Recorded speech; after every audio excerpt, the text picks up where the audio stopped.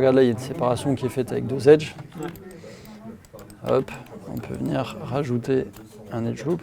Derrière ce vocabulaire méconnu du grand public se cache un langage universel pour ces étudiants en jeux vidéo.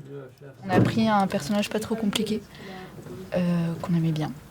Et on doit faire un sorte de blocking. Donc on prend un cube au tout départ et après on le modifie pour le modeler et pour qu'il ressemble au personnage, simplement.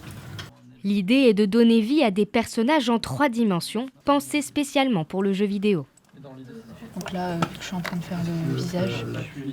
Classé 4e mondial selon un palmarès reconnu du secteur, l'établissement forme ici des passionnés. Je pense que je vais partir dans tout ce qui va être création game design, c'est-à-dire comment le jeu va fonctionner, et des créations de props, c'est-à-dire d'objets, etc. Exactement ce que tu es en train de faire. Ouais, un peu ce que je suis en train de faire exactement. Mais aussi des créatifs. J'aime pas forcément le jeu vidéo, je joue pas tant que ça. Moi j'ai décidé de faire cette formation parce que c'est surtout pour exploiter ma créativité au maximum. Moi ce que j'aime c'est faire les concepts des choses et la modélisation en fait partie. Ces futurs talents du gaming sont formés pendant 5 ans en alternant cours théoriques et projets pratiques.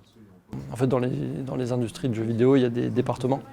Donc ça leur permettrait de s'insérer dans le département modeling par exemple, ou CFX, ou etc., etc. Il y a une demande énorme, il y a énormément de gens qui jouent, c'est devenu un média mainstream.